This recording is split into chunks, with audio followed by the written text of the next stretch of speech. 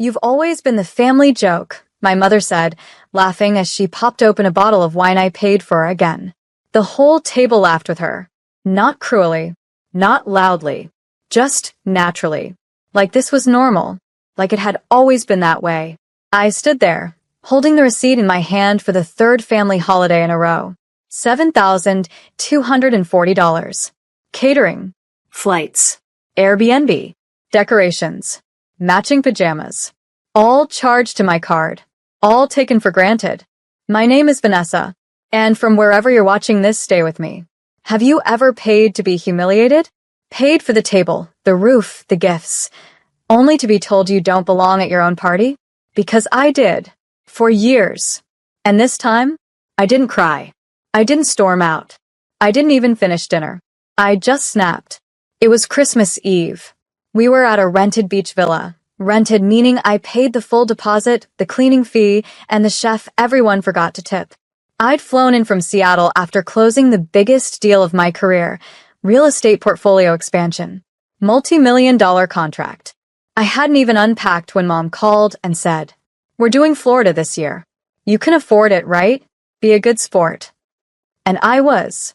I booked it all. Quietly. No complaints. I even arranged for a snow machine for the kids, just to make it magical. And what did I get? Laughter when I asked someone to pass the potatoes. Silence when I mentioned my promotion. And then that comment. "You've always been the family joke, Nessa. I mean, we love you, but come on, you're just the one with the money." The worst part? Even my little brother chuckled. The one I loaned $12,000 to last year, so his business wouldn't collapse. He lifted his glass like it was funny. It wasn't funny. It was final. I stood up, picked up my purse, and said one line. "Then stay out of my life." My mom blinked. "What?" "You heard me. I funded this trip. And the last 3. I've paid for birthdays, anniversaries, down payments, hospital bills, everything. And in return, I get to be your joke?" No one answered. So I left. I didn't look back. I didn't slam the door.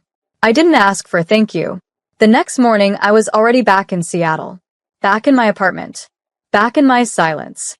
But not for long. Because what they didn't know, I hadn't just signed a deal before flying to Florida. I had bought a mansion. Cash. 20,000 square feet of marble floors, spiral staircases, and floor-to-ceiling windows that kissed the city skyline. A private gallery. A 2-story library. 5-car garage. And not a single soul in my family knew. Because for once, I wanted something that was mine. Untouched. And used. Not another thing they'd ask to borrow or crash inside for a week, just to recharge. No. This was my fortress. And when they found out, they would learn what it felt like to look at something they didn't get to enter. Not because I was cruel, but because I was done paying for access to my own dignity. The messages started pouring in 2 days later. "We heard you left. Is everything okay? Mom says you're being dramatic. Hey, Nessa, was that your name I saw on the deed for the Thornton estate? Wait, did you buy that mansion?" I didn't reply. I was already moving in. And this time, the only key was in my pocket. I didn't block them. That would have been too easy. I wanted them to watch. To sit with the echo of everything they never appreciated. So I posted a single photo. Just one. A quiet shot of the marble staircase. Sunlight flooding through the windows like liquid gold. No caption. No location tag. Just the feeling. "You're not welcome here." Within 15 minutes, my cousin Dree texted. "Wait, is this your house?" I let it sit unread. Within an hour, my brother sent, "Yo, that's the Thornton mansion, right? You moved in already?" My mom's message came last. "Vanessa, we need to talk. This is all a bit much. You don't just walk away from family." But you do. You walk away the minute you realize you're only loved for what you offer, not for who you are. Moving day was poetic. I didn't hire movers. I had all my belongings shipped by white glove concierge service. Silent, professional, no questions asked. I walked through the mansion barefoot that first night. It didn't feel lonely. It felt like breathing in a language no one else had ever let me speak. No passive-aggressive questions about my choices. No borrowed furniture, borrowed time, Borrowed money. Just walls that reflected me. 3 days later, my assistant forwarded me a voicemail. From my mother. You can't seriously be punishing us like this. We've always included you. You are never the joke, we just tease. That's what family does. That's what family does. No acknowledgement of the receipts I carried. The Venmo logs. The joint Christmas fund I filled alone. No sorry. Just defense disguised as concern. So I recorded my own message. Hi, Mom. You don't get to joke about someone who pays for the table you're laughing at. You don't get to ignore my milestones while cashing the checks that made them possible. And you don't get to call me dramatic for stepping back when I was never truly invited to begin with. I bought a mansion. Not to impress you. To finally own a space where love isn't conditional on usefulness. And no, you're not welcome here. This isn't a punishment. It's peace. I didn't send it. I saved it. For me, Amara, my interior designer. Notice the tension. You're setting boundaries in concrete now, she said, pointing at the tall iron gates we had just programmed with facial recognition access. That's the idea, I smiled. If you never saw me when I was right in front of you, then you don't get past the gate now. She grinned. Savage. No. Not savage. Sane. The housewarming invitations were delivered a week later. Not to my family. To everyone else who stood beside me when I was still driving a rusted Corolla, working double shifts, and begging for a little acknowledgement. My college roommate who lent me her textbooks. My mentor who reviewed my first failed pitch deck at midnight. The janitor from my first apartment building who helped me fix my heater during a snowstorm. People who had no obligation, but chose to see me. They came. They toasted. They clinked glasses in my home. And not one of them asked, how much did this cost? They just said, it's perfect. You deserve it. I stood at the balcony that night, glass in hand, watching the city blink beneath me. My phone buzzed again. Mom. Vanessa. I heard from Dree. Everyone's talking about your house. You're making us look bad. There it was. Not, you must be proud. Not, we miss you. Not even, we're sorry. Just appearance panic. I didn't reply, because behind these gates, only love enters. And guilt gets turned away. 2 weeks passed. No calls from my mother. No apologies. But the family group chat, one silent, began bubbling again. My name, suddenly popping up in screenshots. A blurry photo of my front gate circulating in the cousin circle. A post someone found on a real estate blog. Mysterious buyer snaps up historic Thornton mansion in cash deal. They didn't know I'd used a shell company. But they knew enough. And their questions turned into whispers. Then into envy. And finally into fabricated stories. She must be dating someone rich. She got lucky. Real estate's just a bubble. Honestly, she's always been a bit cold. We were just teasing. Teasing. The way they teased when I forgot to send extra for Mom's spa birthday. Or when I said no to my brother's third car payment. Or when I dared ask for my own key back after they used my apartment like a hotel. But this time, I didn't have to argue. Because something better was on the way. A week later, I scheduled a delivery. Not flowers. Not a letter. A box. Addressed to my mother. Inside, photocopies. Labeled, dated, organized. Every invoice from the past 7 years. Christmas flights, 2018, $3,750. Emergency dental for, just alone, $1,200. Birthday trip to Cancun for her $4,870. My brother's eviction covered, $2,940. Grandma's medical chair, $900. Last-minute catering for their vow renewal, $6,410. At the bottom of the stack, one note, written by me. You called me the family joke. I was the punchline while you passed the bill. You said I made you look bad? I paid for your best-looking moments. Here's the proof. Frame it. No threats. No venom. Just truth. Neat. Factual. Undeniable. 3 days later, the reaction came. Not a call. A visit. I watched from the top-floor camera as my mother stood outside the gate. Alone. No flowers. No smile. Just her. Pale. Tense. Uninvited. She buzzed the intercom once. Vanessa, let's talk. I didn't answer.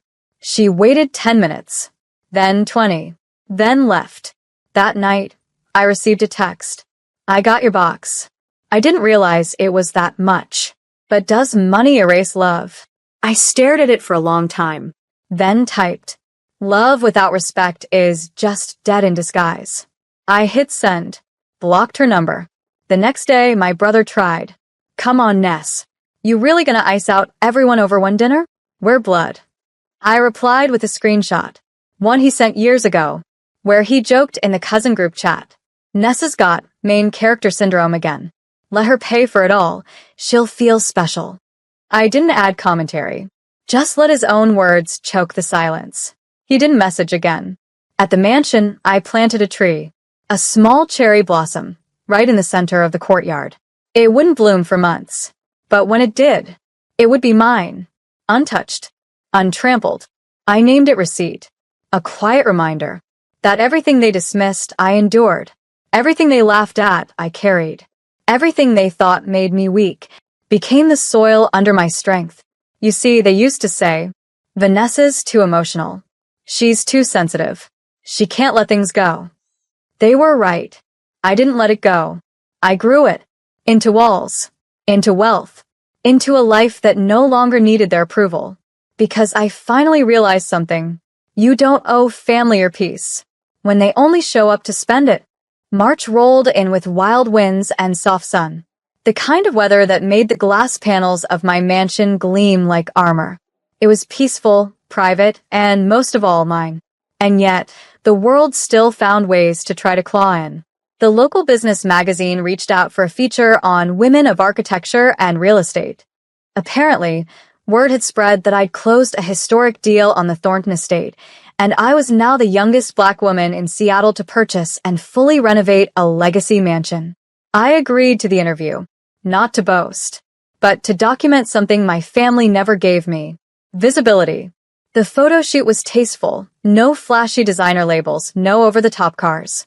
Just me, barefoot in the garden with the cherry blossom tree, in soft linen and quiet strength. When the feature went live, I sent the link to my old professor, my first boss, even the librarian from the public center I'd used in college. But not my family. And that was deliberate. 2 days later, I hosted my first formal dinner. A real one. The kind with gold-rimmed place cards and an outdoor candlelit table that stretched across the terrace. There were 20 guests, each one carefully chosen. A single mother I met at the women's shelter. A retired teacher who once told me I'd outgrow my silence. A girl I mentored who'd just landed her first apartment.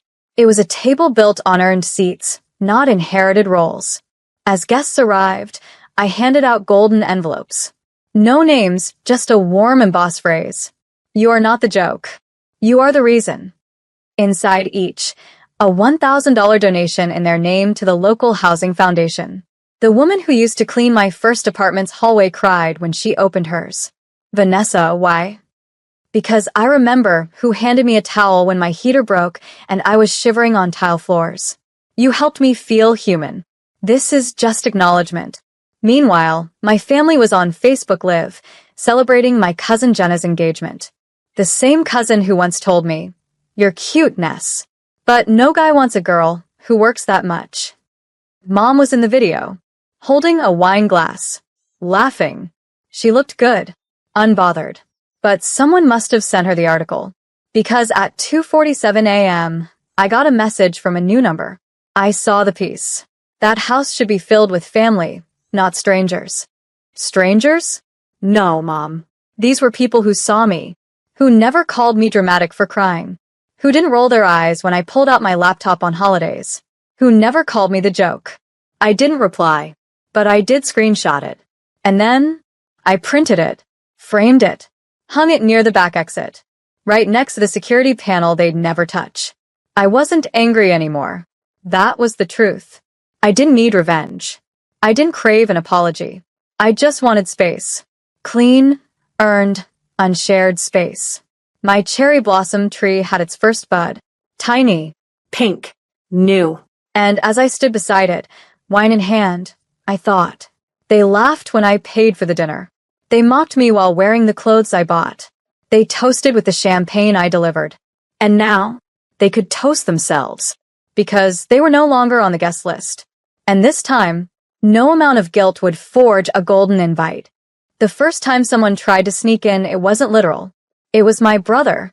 He DM'd me through a burner account. No name, no photo, just a message.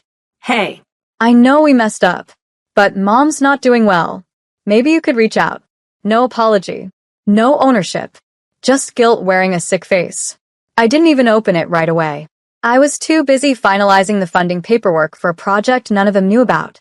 A transitional living space. For women like I once was, who paid for everyone and still went to bed alone, depleted. It would be fully staffed, include workshops, mental health access, legal resources, career aid. And best of all, it would be named after someone. me. No family crest. No lineage. Just Vanessa Lynn Foundation. I called the lead architect to confirm the final renderings. This is the legacy, I told her. Not the house.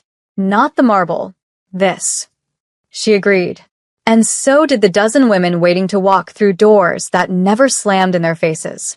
2 weeks later, I received a letter. Handwritten. From my mother. My hands actually trembled as I opened it. Vanessa, I didn't mean to hurt you. We were just having fun. You always seemed okay. Strong. We never imagined you were keeping score. I don't know how to undo it, but I do miss you. Your home looks beautiful. We saw the article. I'm sorry if we ever made you feel less. Come visit. Just you. No speeches. No drama. Just us.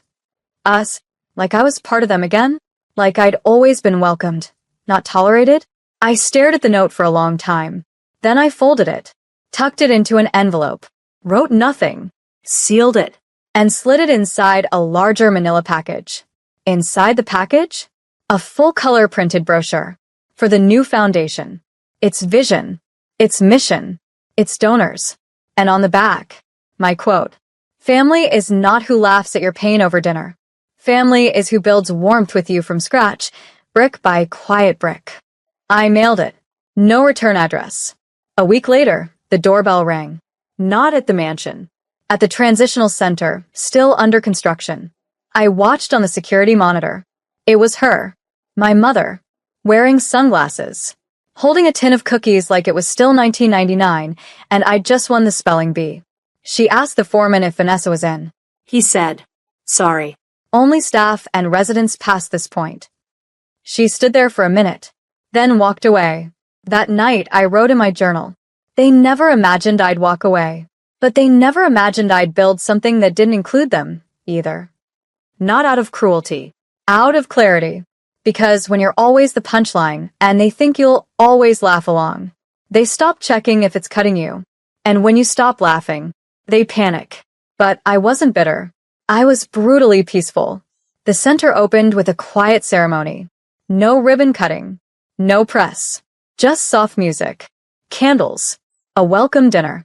One of the girls asked if I had family coming. I smiled.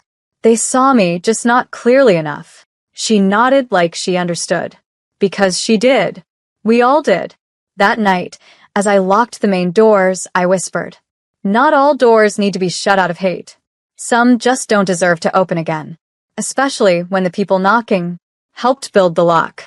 The last time my mother saw me cry, I was 26. She told me, after I maxed my savings covering my brother's hospital bill, "You're not obligated, Vanessa, but it's what family should do." Then laughed when I looked tired.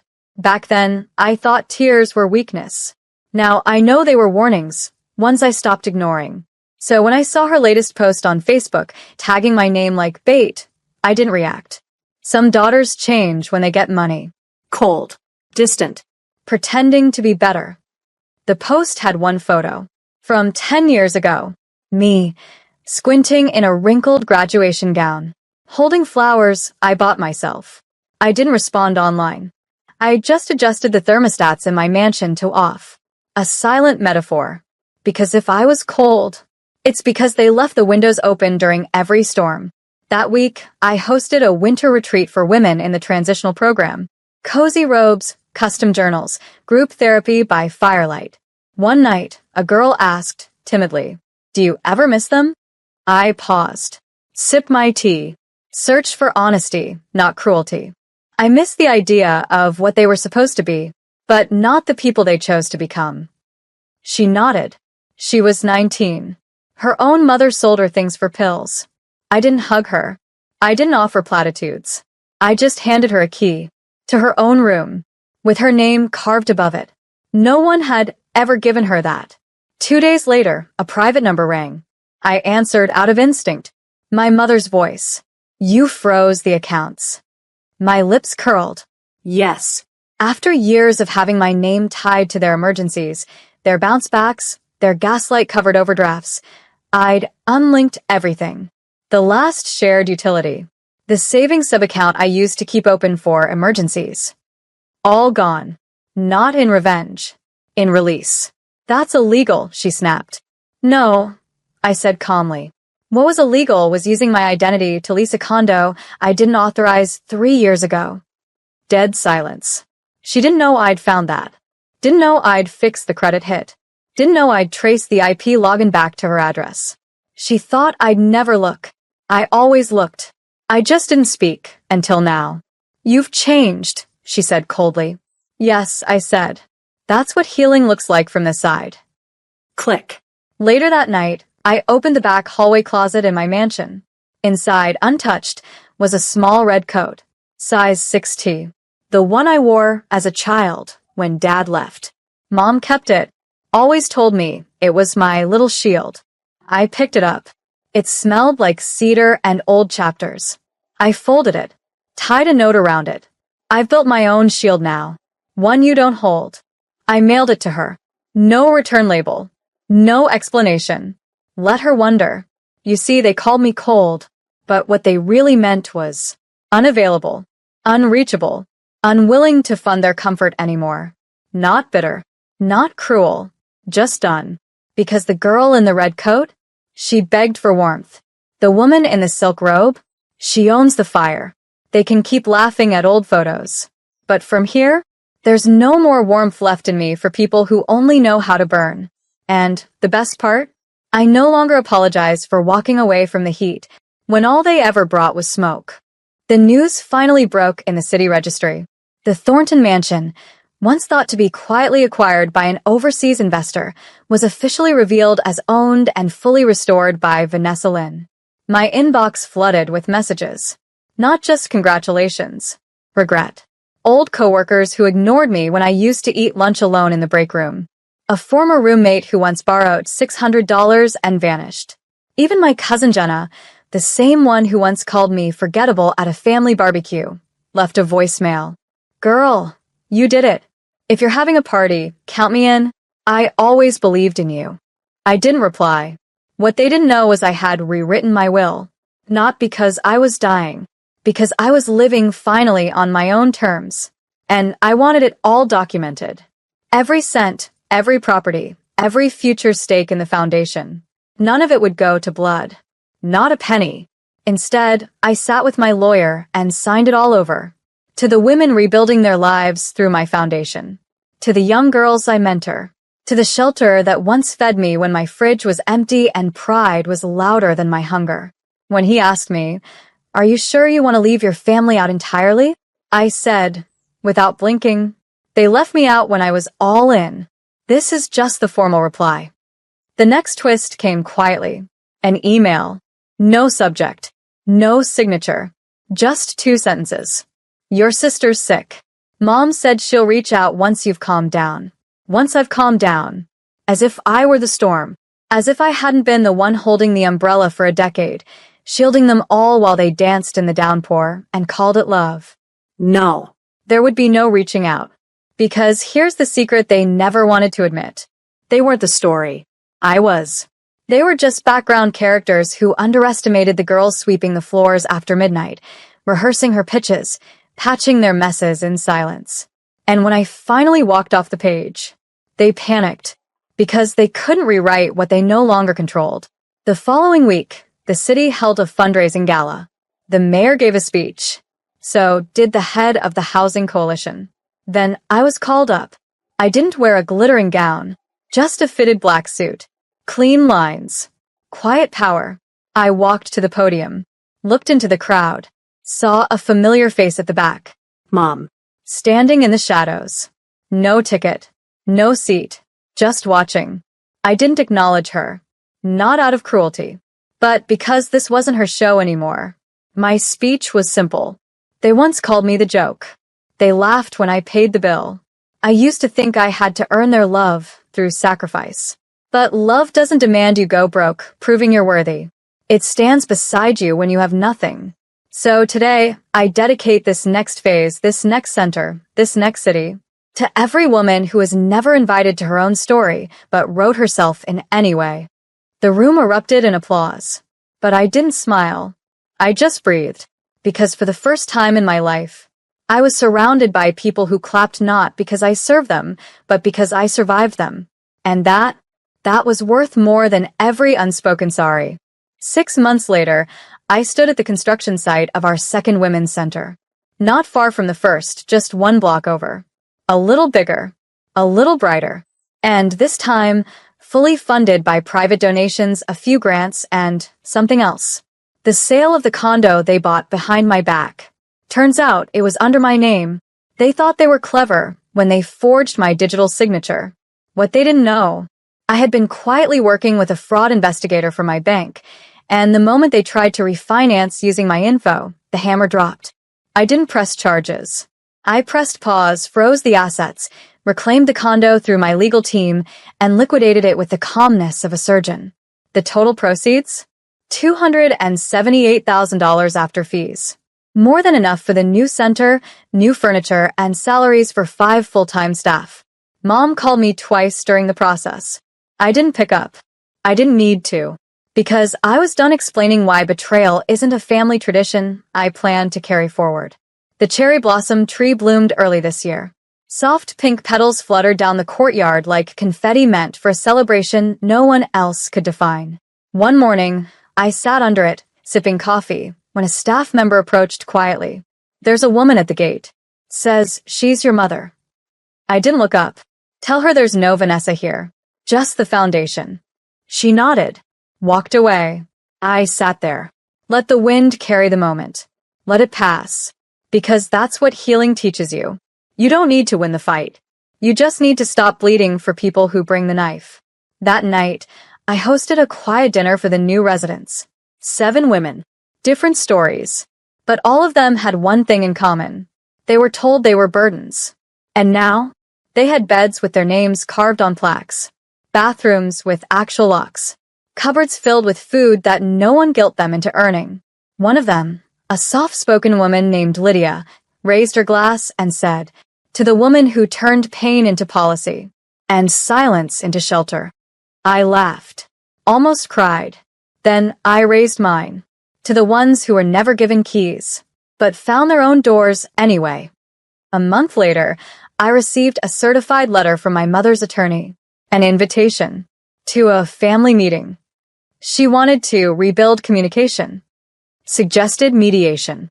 Said enough time had passed. I smiled, typed a letter of my own. "Dear Mother, you once called me the joke. But jokes are meant to make people laugh. What you did made me disappear into myself for years. You're right, I've changed. I no longer serve people who bring hunger to my table and leave with leftovers for others. I won't be attending your meeting, because I'm already building one of my own. It's called a legacy. And in it, there's no room for your name. Vanessa." I sealed it, sent it, blocked the number for the final time. People say revenge is loud, that it shows up with sirens or fireworks. But mine? Mine showed up in lease agreements, in folded bedsheets, in doors that locked from the inside, with women finally safe behind them. Poetic justice didn't knock. It built a house next door. And the view was everything they never gave me, but I gave to myself.